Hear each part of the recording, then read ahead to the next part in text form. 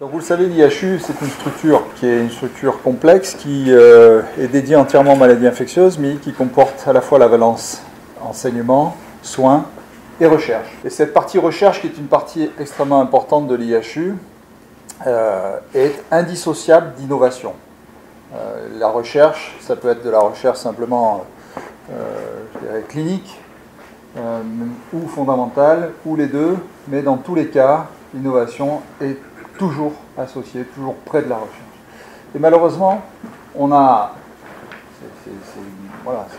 c'est comme ça, on n'a pas assez fait d'efforts à destination des étudiants que nous formons, à vous, pour vous expliquer comment mettre un peu en musique cette innovation, comment vous aider à ce que vos idées, votre travail de recherche soit appliqué à des solutions qui éventuellement servent à d'autres personnes et éventuellement derrière soient commercialisables.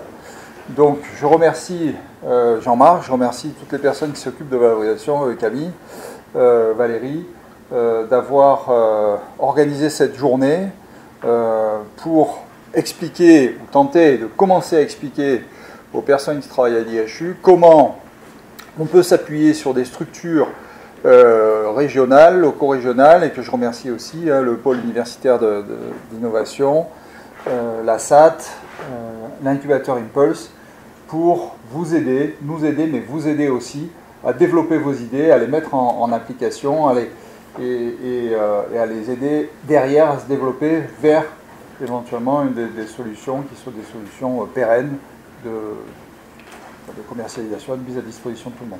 Donc merci à tous et bonne réunion.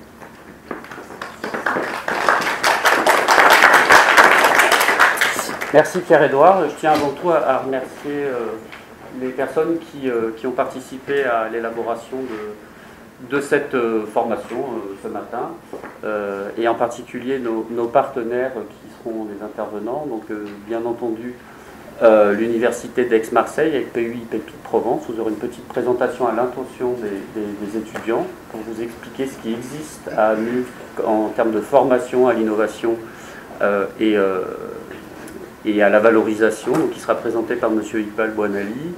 Je remercie la SAD Sud-Est et son président ici présent, Laurent Bali, avec une intervention de Wael Mahmoud sur ce que c'est que la SAD Sud-Est, à quoi ça sert et comment ça s'articule entre l'idée d'une invention et la troisième partie qui est éventuellement la création d'une entreprise, et qui sera présentée par Maxime Defous, qui est le directeur de l'incubateur Impulse. Donc je tiens à remercier toutes les personnes qui ont participé à la préparation de cette présentation.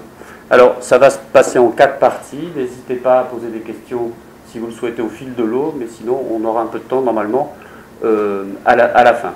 Donc moi je vais vous présenter la première partie qui est le rôle de l'IHU dans la valorisation, et vous expliquer quelques données explicatives de ce que c'est que l'innovation, parce qu'il y a un certain nombre de choses qu'on n'apprend pas forcément à la fac et qu'on n'apprend pas aussi forcément quand on est déjà chercheur ou qu'on ne sait pas. Donc je vais essayer de vous donner des éléments qui sont des éléments de langage qui permettront ensuite d'ouvrir les débats, et ce que l'on a mis en place à l'IHU depuis maintenant à peu près 15 ans.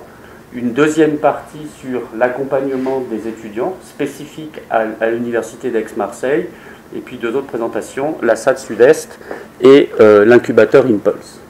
Alors la recherche et l'innovation, c'est quoi au XXIe siècle, et quels sont les objectifs de l'innovation, qui est en gros d'essayer de valoriser une idée de départ qu'un chercheur ou un doctorant peut avoir, jusqu'à éventuellement sa commercialisation, sous différentes formes, on va le voir.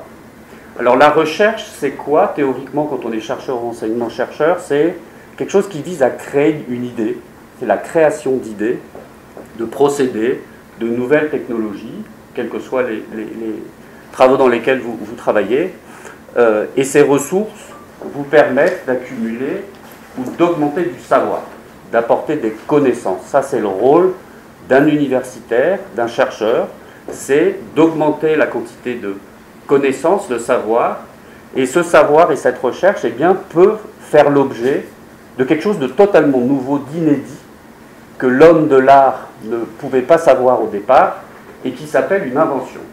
C'est-à-dire qu'au décours de vos travaux de recherche, vous avez quelque chose qui est nouveau et qui pourrait être une invention. Et donc il y a un lien qui devient plus compliqué, qui est que le chercheur devient inventeur, et on va voir que ce n'est pas forcément simple de faire cette transition entre le chercheur qui invente et le chercheur qui entreprend. Et c'est deux choses qui sont littéralement très différentes et qui nécessitent d'avoir des outils pour pouvoir faire ça. Alors, cette innovation, c'est une connaissance nouvelle sur un marché, et au XXIe siècle, c'est sujet à être quoi? C'est de la création de valeur. C'est-à-dire que votre recherche amène à découvrir quelque chose de nouveau, ça crée de la valeur, et cette valeur peut être potentiellement un bénéfice qui rapporte de l'argent, qui est monétisable, une sorte de retour sur investissement. C'est-à-dire qu'on vous a financé, vous créez, vous inventez quelque chose, et bien c'est bien si cette chose-là est susceptible de rapporter de l'argent et d'être commercialisée. Et là, on bascule dans une autre facette qui est l'entrepreneuriat. Alors, ça veut dire qu'on met par opposition, quand on est chercheur, une recherche qui est dite plutôt fondamentale, exploratoire, versus une recherche qui vise à avoir des applications rapides et des innovations susceptibles d'aller sur le marché. Et donc, on passe du chercheur inventeur, comme l'était Léonard de Vinci, au chercheur entrepreneur. Et c'est cette partie-là qui est très très difficile à faire, et j'en ai l'expérience, c'est-à-dire d'arriver à transformer sa façon de penser et même sa façon de travailler d'un chercheur qui vise éventuellement à commercialiser, à être entrepreneur. Donc c'est ce que j'ai figuré sur cette diapo. Alors si vous prenez par exemple tout ce qui concerne les appels à projets d'Horizon Europe, les investissements qui sont donnés sur les appels à projets sont basés sur des critères d'excellence scientifique, c'est-à-dire ce que vous avez l'habitude de faire, valoriser vos travaux sous forme de publications scientifiques. Mais ce n'est pas suffisant, c'est-à-dire qu'il y a le « et » qui est une innovation économique. C'est-à-dire que votre recherche vous donne de la bonne science, des bonnes publications, mais on vous demande aussi quelle est la valeur ajoutée en termes d'économie. Alors, ça veut dire qu'on transforme une priorité initiale de savoir fondamental, le savoir, vers des objectifs qui sont des objectifs économiques, pour gagner de l'argent. Et donc, c'est l'innovation comme finalité. Et donc, il y a une logique en France et en Europe de rationalisation économique de la recherche dans toutes les orientations scientifiques des appels à projets que vous pouvez voir. Et c'est ce qui se passe au XXIe siècle. Alors, ça nécessite de faire des collaborations, donc il y a cette notion de logique de collaboration internationale et industrielle pour pouvoir commercialiser vos idées, à travers des clusters, on va le voir, des start-up, les sociétés d'accélération de transfert de technologie, les incubateurs, pour pouvoir rentabiliser ces investissements. Et donc, on est au XXIe siècle dans le fait qu'on passe de l'invention à l'innovation, et la recherche est un levier économique en ce sens. Alors, bien sûr, pour un chercheur, ça génère de nombreuses contraintes organisationnelles et économiques qui, pour un certain nombre d'entre nous, peut restreindre la portée de notre liberté en tant que chercheur.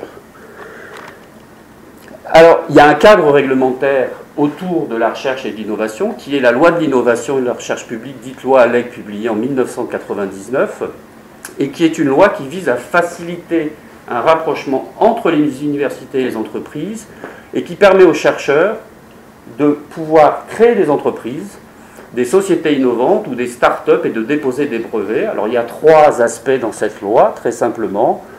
La création d'entreprises, c'est l'article 25.1, qui permet à un chercheur de valoriser ses travaux de recherche. Le concours scientifique, qu'on appelle le 25.2, qui permet à un chercheur de participer à la création d'une entreprise. Il est consultant, il peut y participer à hauteur d'un certain capital et pour un certain pourcentage de son temps. Il doit faire une demande de cumul d'emploi auprès de l'université. Et la troisième composante, c'est la possibilité de participer à la gouvernance. Alors, il y a des textes qui existent. Par exemple, la déclaration d'invention à l'université. Donc, je vous ai mis toutes ces diapositives, vous les aurez, les liens pour ça. En dehors de la publication scientifique et de l'invention, il y a aussi des primes qui sont attribuables aux inventeurs-chercheurs. Cette prime, c'est une prime au brevet qui est partagée par les inventeurs au prorata de leur pourcentage d'invention, qui est versée en deux étapes, après une licence de brevet et éventuellement juste pour le dépôt de brevet. Donc tout ça, vous avez tous ces textes, et puis il y a des primes qui peuvent être aussi associées aux chercheurs. Alors le brevet, c'est surtout et avant tout un outil qui est un outil juridique. Ça peut être un brevet d'un produit ou un brevet de procédé, ça dépend de vos découvertes.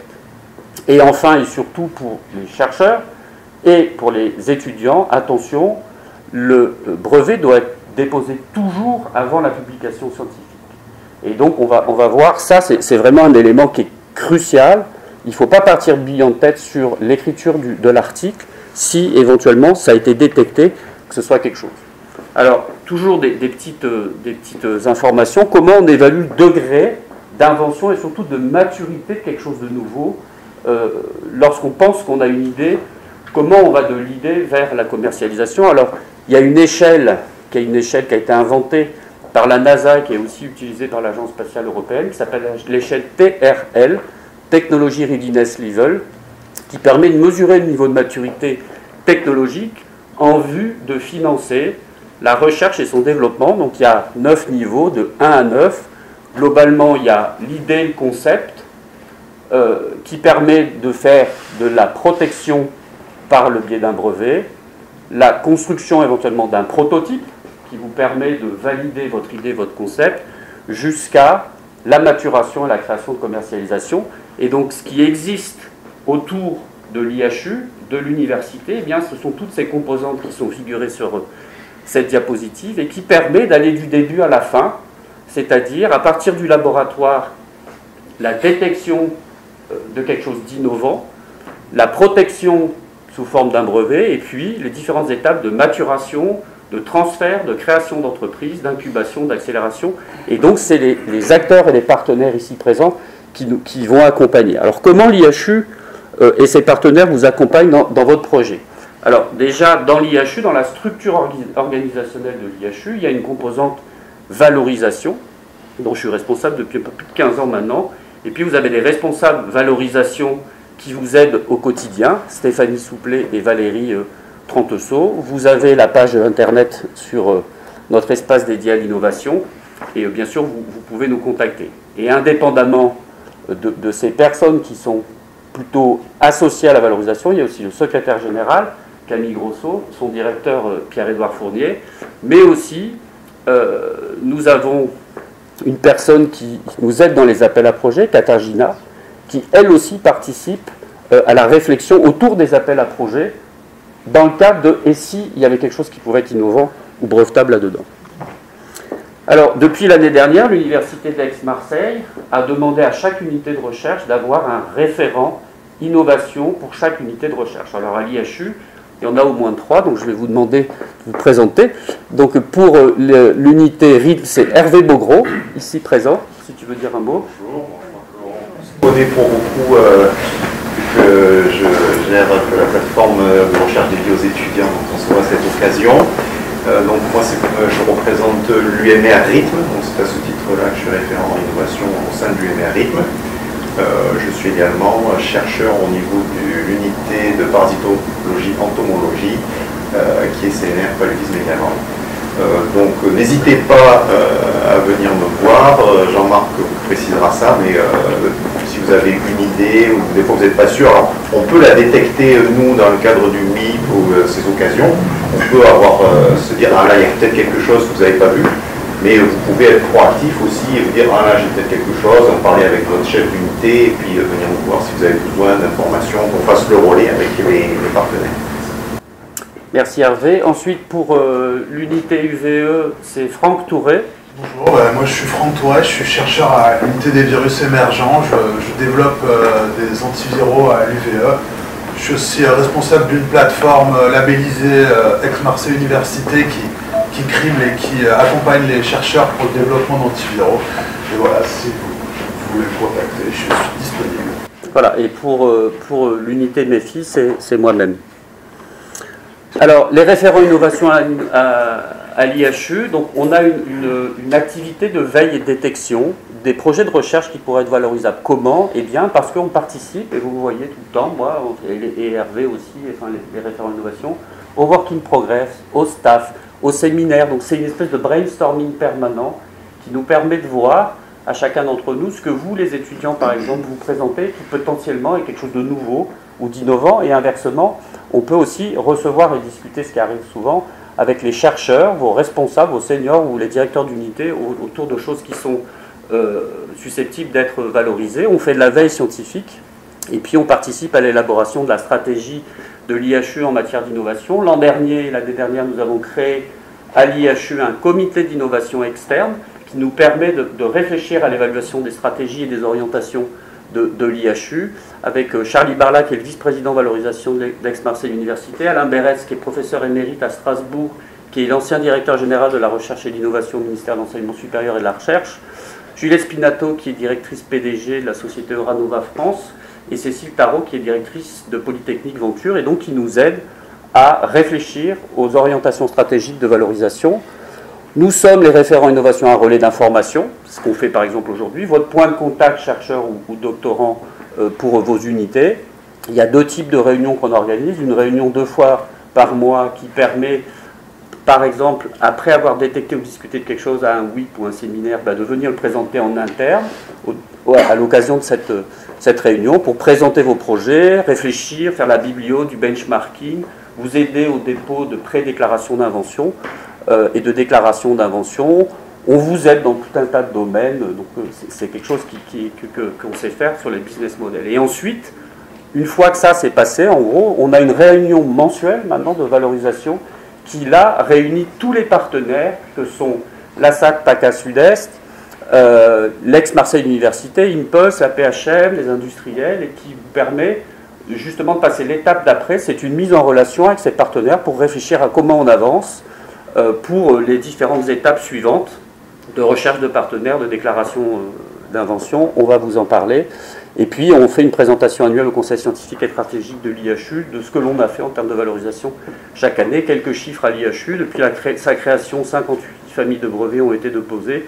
Et aujourd'hui, on a 3 startups qui sont actifs, mais je pense que les autres intervenants vont en parler. Pour terminer, pareil, l'année dernière, nous avons créé un appel d'offres. C'est celui qu'il y a ici sur ce panneau, l'appel à projet Méditerranée Infection Innovation, qui permet de soutenir la maturation d'innovations qui sont issues de l'IHU pour des doctorants. Vous voyez, des chercheurs, des ingénieurs PhD qui ont soutenu leur thèse dans les moins de 4 ans. Donc c'est un appel à projet de 50 000 € maximum sur un an qui permet de passer les différentes étapes entre l'idée et la maturation, entre guillemets, jusque des niveaux de TRL jusqu'à 3 ou 4. Donc c'est pour initier éventuellement le passage ensuite à l'acte. Voilà, donc ensuite je vais laisser la parole à M. Buonali qui va vous expliquer l'offre qui existe à l'université pour accompagner dans la formation des étudiants. Bonjour à toutes et tous. Tout d'abord, je souhaite remercier le professeur Rollin et M. Hervé Beaugros pour cette magnifique opportunité. Donc j'ai la charge d'introduire du coup cette présentation, donc le PUI Provence. Donc le PUI Provence est un projet donc, qui a été retenu dans le cadre d'un appel à projet France 2030. L'idée est de préparer et accélérer justement les actions de renforcement à l'innovation sur le territoire, donc des membres fondateurs, et accélérer le flux de projets innovants issus des laboratoires de recherche donc du territoire. Donc voilà une simple slide pour vous présenter donc premièrement les financeurs de ce projet, donc l'ANR, France 2030 et BPI France, ainsi que les membres fondateurs. Donc avant ça, l'objectif du PUI Provence est double, comme je le disais. Donc premièrement, c'est renforcer les actions de soutien à l'innovation. Deuxièmement, c'est accélérer le flux de projets d'innovation sur le territoire issus des laboratoires de recherche. Pour cela, nous nous appuyons donc sur 4 actions. La première, c'est sensibilisation et formation. Deuxième action, c'est recherche partenariale. Troisième action, c'est renforcement à l'accompagnement à la création de startups deep tech. Et enfin, c'est le label qualité innovation. Ce que je vais vous présenter s'inscrit dans l'action 3. Donc, c'est création de startups deep tech. Et effectivement, donc, je souhaite vous présenter donc Pépite Provence. Donc, Pépite Provence est donc un dispositif d'accompagnement à l'entrepreneuriat national lancé par le ministère de l'Enseignement supérieur et de la Recherche en 2014. Et donc, sur le territoire, donc, nous sommes Pépite Provence. Pépites Provence est un consortium de plusieurs établissements que vous voyez ici projetés. Et notre souhait est d'accompagner, sensibiliser, former et accompagner les étudiantes, les doctorants et doctorantes, donc de tous les territoires, Aix, Marseille, Avignon, à l'esprit d'entreprendre. Et on parle bien d'esprit d'entreprendre dans un premier temps. En ce qui vous concerne, ce que je souhaite également vous exposer, donc, c'est les différentes actions que nous construisons spécifiquement pour les doctorants et jeunes chercheurs, afin de les accompagner dans leur montée en compétences et justement les sensibiliser à l'esprit d'entreprendre. Pour cela, nous allons sonder et qualifier votre besoin en termes d'accompagnement, en termes de formation. Donc pour cela, on vous proposera ainsi, voilà, peut-être que certains d'entre vous seront sélectionnés, parce que nous allons construire un échantillonnage pour justement venir vous sonder. Qu'est-ce que l'entrepreneuriat pour vous? De quoi vous auriez besoin? Quels sont vos freins justement pour envisager ce chemin-là? Ensuite, à côté de ça, nous allons également travailler sur une campagne d'affichage pour qu'effectivement les actions que nous construisions soient visibles de vous, donc au plus proche de où vous vous trouvez, donc notamment dans les laboratoires, dans les bibliothèques universitaires ou dans les restaurants universitaires. Donc où vous puissiez avoir connaissance des actions que nous construisions pour vous. Et à l'IHU. Et à l'IHU, bien entendu. Bien entendu. À côté de ça, effectivement, donc là c'était des actions de communication, nous construisons également des actions de sensibilisation, qui sont l'une des missions de Pépites Provence. Donc pour cela, j'ai souhaité vous présenter les quelques actions que nous avons construites, donc spécifiquement donc les deux premières, donc Leader au féminin et les Doctoriales du Sud. Donc Leader au féminin est un événement que nous avons construit autour de l'entrepreneuriat féminin. Notre souhait était de vous montrer les possibilités, les exemples de réussite issus de la recherche aussi, et des personnes qui sont passées par Aix-Marseille Université ou Avignon Université et qui ont pris le chemin de l'entrepreneuriat, pour que justement vous puissiez trouver des sources d'inspiration et vous montrer ce qui est possible après vos travaux de recherche en termes de poursuite de carrière. Les Doctoriales du Sud, cette fois-ci, c'est vraiment axé sur les acteurs de l'accompagnement, les acteurs qui vont vous accompagner en termes de recrutement après votre thèse. Donc on vous met en relation avec plusieurs acteurs qui vont pouvoir vous écouter et vous proposer ce qui est possible justement après vos travaux.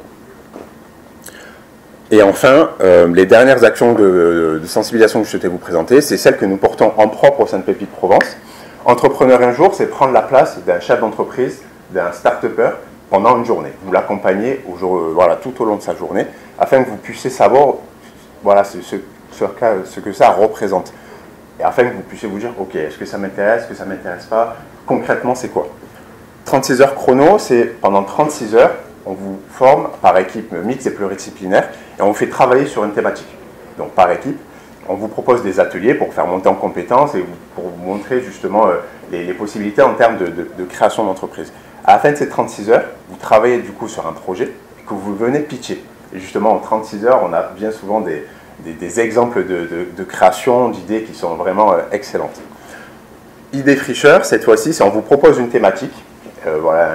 Finalement, c'est un verrou technologique à lever. On vous fait également travailler en équipe. Et voilà, à la fin de ces 48 heures, vous proposez une solution innovante. Ici, ce que je souhaite vous proposer, donc j'ai parlé de communication, j'ai parlé de sensibilisation, désormais, c'est des actions de formation. Donc, qu'est-ce que nous proposons pour vous afin de vous accompagner en termes de formation en entrepreneuriat? Premièrement, vous avez des webinaires disponibles sur Adoom, donc des webinaires en doctorat. Actuellement, nous en avons 3. Donc, c'est découvrir l'écosystème local de l'entrepreneuriat. Vous avez des interventions de la SAP, par exemple, de Chimpulse et d'autres acteurs qui valident du coup des formations doctorales en termes de formation professionnalisante. À côté de ça, nous avons également construit des formations spécifiques Pépites Provence. Cette fois-ci, c'est des certificats universitaires, c'est des modules de formation ou des diplômes d'études d'entrepreneurs. Donc, c'est des diplômes universitaires pour venir justement valoriser le temps passé auprès de nous et pour vous donner des outils pour justement pouvoir vous accompagner en montée de compétences.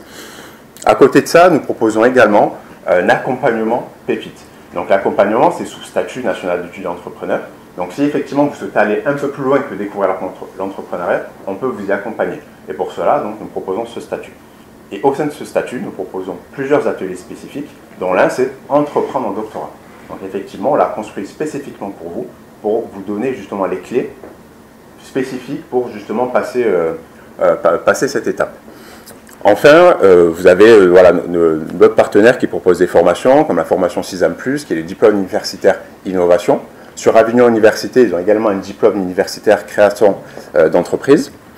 Ensuite, ce que je souhaitais également vous présenter, c'est le séminaire spécifique que nous construisons pour vous. Donc, c'est le Bootcamp PSG Provence, Innovation Entrepreneuriat. Notre souhait est de vous faire travailler sur 3 jours sur les 2 possibilités, à savoir la valorisation des travaux de recherche. Qu'est-ce que c'est? Qu'est-ce que je peux faire avec mes travaux de recherche? Qu'est-ce que ça peut créer en termes de services, de valeur, de produits? Donc, soit la valorisation vers le transfert en entreprise, ou la valorisation en termes de création d'entreprise. Enfin, si effectivement voilà, l'une de ces thématiques vous intéresse, je suis à votre disposition. Donc, je suis Iqbal Bonali, chargé de projet entrepreneuriat au sein de Pépite Provence. Je vous remercie. Merci. Alors, pour passer maintenant de l'invention de l'idée, qu'est-ce qui se passe ensuite? Vous avez une idée, vous êtes avec votre chef, votre senior, ou vous êtes déjà chercheur. Comment on fait pour passer à l'acte? Et le premier passage à l'acte, c'est de se protéger juridiquement. Et donc, c'est le rôle de l'IHU avec nous, mais surtout de la société d'accélération de la SAT. Et donc, je vous propose d'accueillir Wael Mahmoud qui va vous expliquer un peu le rôle de la SAT à l'interface entre l'invention et l'entreprise. Merci Jean-Marc. SAT, pour dire SAT, Société d'accélération transfert technologie Sud-Est. Donc, vous voyez le territoire sur lequel on intervient. C'est la région PACA et Corse, qui sont évidemment situés sur les périmètres du PU Provence sur la région partie est et ouest et Medinov, tout ce qui est autour de la région de Nice. Nous intervenons particulièrement sur la zone que vous voyez entre 3 et 5, parfois 6. Le TRL que vous venez de voir tout à l'heure, Jean-Marc Rollin, il a bien expliqué, c'est le niveau de maturité technologique. Et nous, typiquement, c'est quand on a l'idée qui commence à être bien travaillée, et typiquement pour vous qui traitez des projets sur la biologie, ça correspond à des essais sur animal, in vivo. Et on va jusqu'à TRL 5 et 6. Tout ce qui se passe entre ces 2 niveaux, c'est de l'accompagnement à la fois sur le plan juridique, niveau propriété intellectuelle pour protéger, mais également des développements qui peuvent être accompagnés par la SAT et à travers aussi d'autres leviers qu'on va voir ensemble. Rapidement, pour vous dire ce qu'on sait faire et ce qu'on a fait jusque-là depuis notre création en 2012, on a traité plus de 1230 déclarations d'invention, on a signé 217 licences, on a déposé des actifs de pays, donc c'est principalement des brevets, mais aussi des codes APP et certains de vos technologies pourraient avoir ces aspects de logiciel et intelligence artificielle. 669, on a financé 247 projets et on a participé à la création de start-up pour vous montrer que là derrière tout ce parcours de déclaration d'invention et vous arrivez à la fin à la décision de se dire oui, mon projet, il peut faire l'objet d'une création de start-up, je suis prêt, je vais y aller. On ne le fait pas, on le fera avec d'autres partenaires et Maxime expliquera la façon de le monter. Ça donne ça à la fin, 92 start-up qui étaient créées. Donc, premier contact. Jean-Marc disait, oui, là j'ai une idée, j'ai parlé autour de moi au niveau de l'IHU, et qu'est-ce que je fais après? Mise en relation avec la SAT Sud-Est. Ça se fait de 2 façons. Et de façon générale, nous, on fait le tour des labos. À l'IHU, peut-être un peu moins, puisqu'il y a des gens, déjà des référents innovation qui sont là, et que nous, on est présents dans les réunions mensuelles les comités de valorisation. Donc, on voit déjà les idées arriver dès le début. Et la première étape, c'est comment rédiger cette déclaration d'invention. Alors, vous avez la version papier, mais vous avez encore mieux une version électronique à laquelle vous pouvez avoir un accès direct en passant par ce lien Internet. Voilà. Comment on se situe dans tout ce paysage? Il y a une référence toute simple, hein, le TRL, encore une fois. Nous, on agit là. TRL3, 5, 6. Et tous les partenaires travaillent ensemble, avant, après, au moment. Vous avez typiquement des prématurations CNRS qui peuvent aider sur des stades moins avancés de la maturité de la technologie, PEPR, Amidex 6.1+ également. Et dès qu'on commence à vous aider à avancer à travers la déclaration d'invention, nous, on va être sur un process bien défini qui va permettre de dire est-ce que le marché est intéressant, et on fait des études complètes. Patrick Jourdan, il est le maître de cette action chez nous. Une propriété intellectuelle à étudier, on a des ingénieurs brevets qui savent très bien faire ce travail pour vous dire est-ce qu'on peut protéger, et si oui, quelle sera la meilleure façon de le faire, brevet ou autre chose. Il y a même le savoir-faire qui peut être également être présenté comme une option, et derrière, quelle est la solidité de cette protection pour assurer évidemment une exploitation optimale derrière. Après avoir preuve de concept également, donc on se dit ok, on est à TRL 3, qu'est-ce qu'il nous faut comme preuve pour pouvoir continuer à avancer, et qu'est-ce qu'on peut envisager comme mode d'accompagnement pour le faire. Et là, on se pose la question, est-ce qu'on peut aller sur un programme de maturation, co-maturation? Une fois que cette phase est validée, se posera la question, je vais créer, ou bien c'est une technologie qui est mieux adaptée à un transfert direct à un industriel déjà existant. Et il y a des partenaires qui savent très bien aussi prendre la relève derrière. Maxime vous expliquera le rôle d'Impulse, par exemple. Donc, je disais tout à l'heure comment financer à une étape clé. On le fait, mais on le fait avec beaucoup d'autres guichets. Le SANA, c'est aussi le quatrième, surtout pour vous, à l'IHU. Pourquoi? Parce que c'est les maladies infectieuses. On a déjà fait un exercice avec un projet l'année dernière. Il y a les PEPR, le programme d'équipement propriétaire de recherche, Amidex, ex-Marseille, initiative d'excellence, et 6.1+, qui est surtout dédié au financement des ressources humaines, le temps. On a 3 petits exemples à vous montrer sur ce qu'on a pu accompagner et comme projet qui ont permis de créer des startups. Sur les 92, on a choisi quelques-uns, dont MATS, qui est issu de l'IHU, et créé en fin 2024, et à laquelle il y a eu un transfert de brevets pour l'exploitation future d'une technologie autour du diagnostic de bactéries impliquées dans des infections à divers niveaux. Un autre exemple, mais qui est pas très appliqué, en tout cas sur les projets pratiqués à l'IHU, mais pour vous donner un exemple également sur le potentiel, c'est du dispositif médical qui permet de faire des dépontages sans clompage. Et la start-up a été créée en 2020 et aujourd'hui, elle a levé plus de 4 millions d'euros, 4 millions d'euros, et elle a bénéficié d'une sous licence exclusive de 2 brevets et de 2 savoir-faire. Et un dernier exemple, cette fois sur plutôt dirigé thérapie, avec la création à la fin de 2015 de DeanCheck Therapeutics, qui est aujourd'hui sur le campus de Joseph Eguier CNRS. Elle a donc réussi à faire des levées, 2 belles levées, 54 millions puis 96 millions, à qui on avait transféré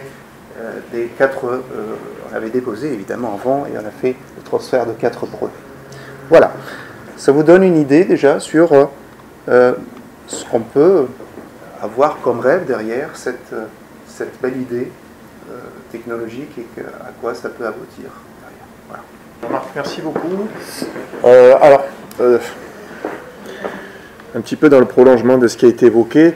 Dans le transfert, vous avez deux voies. Vous avez le transfert vers l'industrie, ça a été évoqué par Well, et puis le transfert vers la création d'entreprise.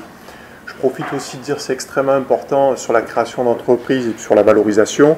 Ce qui a tout initié, c'est la loi sur l'innovation. C'est pour ça que ce qui a été évoqué par Jean-Marc dès le début est extrêmement important. Pourquoi? Parce que c'est un cadre légal qui est vraiment, j'ai envie de dire, formidable pour pouvoir créer une entreprise. Il y a plusieurs gradations, on pourra y revenir dans les questions-réponses, mais c'est vraiment une vraie opportunité pour vous, en vos qualités de chercheurs, de pouvoir développer des activités, entre guillemets, commerciales, en étant soutenu et aidé par ce cadre légal qui est quand même formidable. Et ce cadre légal, c'est quelque part entre guillemets, la genèse en fait des incubateurs, puisque les incubateurs sont nés en 2000 au travers de cette loi. Il y a un grand concours qu'on n'a pas évoqué qui s'appelle le concours ILAB, qui s'appelait historiquement le concours CNACETI, en fait, qui encourage les équipes de recherche à développer des projets spécialement de création d'entreprise. Aujourd'hui, c'est un concours dans lequel vous pouvez avoir une dotation de l'ordre de 600 000 euros de subvention, ce qui est plutôt pas mal. Donc en moyenne, on est plutôt à 200 ou 300 000 euros. Chaque année, donc, on supporte des collègues et puis des équipes pour pouvoir gagner ce concours-là. Ça permet en tout cas d'encourager la création d'entreprises. Et donc ça, c'est extrêmement important. Donc j'y reviens sur la genèse des incubateurs, loi sur l'innovation, création du concours, création des incubateurs. On a eu la chance ici d'avoir la création d'incubateurs Impulse qui a été portée par les universités locales. Donc cet incubateur a pour vocation de pouvoir accompagner la création d'entreprises sur les départements que vous voyez ici, donc le 13, le 84, le 04 et le 05. On a un collègue qui fait la même chose sur Nice. Notre motivation essentielle, c'est de vous aider, vous accompagner sur des projets de création d'entreprise dont les sièges sociaux sont implantés sur le rectorat de l'Académie d'Aix-Marseille. Donc on est supporté par les universités locales, soutenu par un certain nombre de partenaires. Alors, je ne vais pas tous les citer, le CEA, le CNRS, l'École centrale, l'IRD, l'INSERM, l'INRAE, l'APHM. L'objectif, c'est de vraiment être le bras armé, le bras articulé de la création d'entreprise pour ces établissements-là. Iqbal l'a évoqué tout à l'heure. Vous avez d'un côté Pépite, on est plutôt sur la création d'étudiants, sensibilisation, soutien à un amorçage de création d'entreprise. Nous, on va vraiment être positionné sur une création d'entreprise dans laquelle, effectivement, il y a des travaux de recherche publique. C'est un peu la feuille de route des incubateurs Allègre, une vingtaine d'incubateurs en France. C'est vraiment de pouvoir essayer d'avoir de la valorisation de la recherche publique et un partenariat avec un laboratoire de recherche. Je vous donnerai quelques exemples. Depuis notre création, c'est 257 projets qui ont pu être accompagnés, 221 entreprises. Mission essentielle, valorisation de la recherche publique, d'un côté, j'y reviendrai, et puis développement économique territorial, c'est pour ça que la création d'emplois est extrêmement importante pour nous. Plus de 200 brevets ou technologies valorisées, un projet sur deux est lauréat au fameux concours CNACETI, soit en émergence, soit en création et développement ou ILAB. Et puis voilà, un taux de survie des entreprises qui est de l'ordre d'à peu près 90% en 5 ans. Et puis avec un petit chiffre que je donne toujours, puisque c'est assez à la mode, c'est le montant cumulé des levées de fonds. C'est à peu près 529 millions d'euros de levées de fonds cumulées. Alors, j'ai quelques exemples. La réussite, c'est pas la levée de fonds. Je le dis, on peut créer des belles entreprises sur fonds propres et ça fonctionne plutôt pas mal. Et puis d'ailleurs, on est libre de ses actions et quand on lève des fonds, effectivement, on dépend aussi de ses actionnaires. Donc ça, il faut le savoir. Multisectoriel, donc on va toucher toutes les thématiques de recherche et puis en particulier les thématiques qui vous sont proches et qui vous sont rattachées. Alors notre premier travail, c'est de détecter. Donc on le fait avec les collègues de l'ASAT, on le fait avec les collègues de l'IHU, et puis on le fait avec tous les collègues qui s'occupent de valorisation, que ce soit au CEA, à la PHM. Il ne faut pas hésiter à venir nous voir très tôt, puisque l'objectif pour nous, c'est de pouvoir échanger avec vous, et puis peut-être de vous réorienter vers un collègue de l'ASAT, vers un collègue d'une autre structure qui pourra vous aider à déposer des titres. Double mission très forte, accompagner et financer. Donc on va vous aider à mettre en place des business models, des éléments financiers, des business plans. On fait ça avec les collègues, Monder est là, certains d'entre vous le connaissent. On fait beaucoup de dossiers BPI qui peuvent vous permettre de récupérer des subventions à l'amorçage. Donc ça c'est extrêmement important. Des dossiers JEI, crédit d'impôt. Donc notre objectif c'est vraiment de vous accompagner, j'aime bien dire, sur toute la partie juridico-financière du projet pour faire en sorte que finalement dans les 2 ans d'incubation, le projet puisse être structuré. Et puis on a une partie financement qui est extrêmement importante, puisqu'on va pouvoir financer de l'ordre de 30 à 40 000 euros, parfois plus, vos dépenses avant même la création. Et je le dis, c'est très important parce que finalement, quand on crée une entreprise, une start-up, c'est un compteur qui démarre. Et c'est un peu la course permanente. Et c'est vrai que pouvoir rester en mode projet pendant, alors je dirais pas 2 ans, puisque notre objectif c'est que la création se fait dans les 2 ans, mais rester en mode projet c'est quand même plutôt pas mal. Et puis en plus on peut dégager des subsides et puis financer un certain nombre de prestations, études de marché, études de faisabilité technique, les frais juridiques, les packs d'actionnaires. Donc on va payer pour votre compte. Et puis l'objectif c'est que l'entreprise se crée. Et puis si l'entreprise se crée et qu'elle fonctionne, l'objectif c'est de récupérer ces sommes pour financer d'autres projets de création d'entreprise. Donc vous voyez un petit peu le cercle vertueux de nos objectifs, au-delà de la formation et de la promotion des projets. 2 axes sur le transfert, ça c'est important, je l'ai évoqué, j'y reviendrai pas. Et puis un accompagnement sur 2 ans, et puis un financement également sur ces 2 années. Donc il peut y avoir des prolongations, on en a certaines avec des projets dans le domaine de la santé. Quelques exemples. L'Université d'Avignon, Alexis Comard, du phénotypage au débit, c'est un doctorant. Il avait développé des activités au sein du labo, laboratoire EMA Avignon. Il a créé l'entreprise, ils sont une trentaine aujourd'hui, donc ils développent leurs activités. Vous voyez, sans chiffre d'affaires, c'est une trentaine, aujourd'hui une quarantaine de personnes qui travaillent sur Avignon. First Light Imagine, un exemple que j'aime bien, c'est les travaux de recherche du LAM, du laboratoire d'astronomie de Marseille. Là, pareil, une petite entreprise qui s'est développée avec une trentaine de personnes. Donc c'est une caméra ultra rapide qui avait été développée et ils ont été rachetés là dernièrement par Oxford Instruments à hauteur d'à peu près 19 millions d'euros. Donc vous voyez, c'est un exemple typique des entreprises qu'on peut accompagner. Vectorus également, dans le domaine de la santé. Et puis je voyais Jean-Marc évoquer 3 entreprises dans le cadre de l'IHU qu'on a pu soutenir. Petit focus sur Hygiene and Green Tech, donc entreprise créée en 2013 associée au professeur Chabrière. Il y a une dizaine de personnes qui travaillent dans cette entreprise. Voilà, ils développent des enzymes pour l'agriculture. Donc il ne faut pas hésiter à nous contacter. On ne manquera pas de vous renvoyer vers les personnes ad hoc si nécessaire. Et puis il ne faut pas hésiter à vous lancer si vous avez des idées, parce que encore une fois, vous avez vraiment un cadre vraiment super pour pouvoir développer vos activités, entre finalement la SAT, le pôle pépite, le PUI, l'incubateur. Je crois que vous avez tous les outils au travers de l'IHU pour pouvoir développer vos activités, donc il ne faut pas hésiter à venir nous solliciter. Voilà, j'espère que je n'ai pas été trop long. On a dû faire court. Donc, Merci Maxime. Je voudrais juste rajouter un truc que j'ai oublié de dire, mais je l'ai vu dans une des diapos de Maxime, qui est, où est-ce que c'était? Pardon. Dans ce qui est protégeable, ce qu'on peut protéger, où est-ce que c'était cette diapo?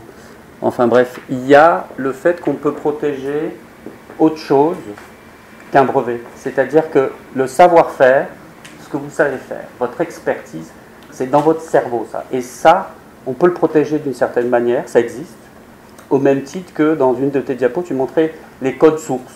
Les codes sources, c'est par exemple, et on a beaucoup cette question actuellement avec les grosses bases de données ou l'intelligence artificielle, le code source, c'est comment je code un logiciel, par exemple, qui fait quelque chose de particulier, qui est associé à une base de données qui est propre à vous. Et ça, c'est quelque chose qu'on peut protéger aussi. Et donc, j'insiste sur ça parce que brevet d'invention, c'est « Ah, j'ai inventé un truc pour aller sur la Lune » ou... Non, il y a aussi votre expertise et votre savoir-faire. Ça, c'est quelque chose qui est aussi une valeur ajoutée.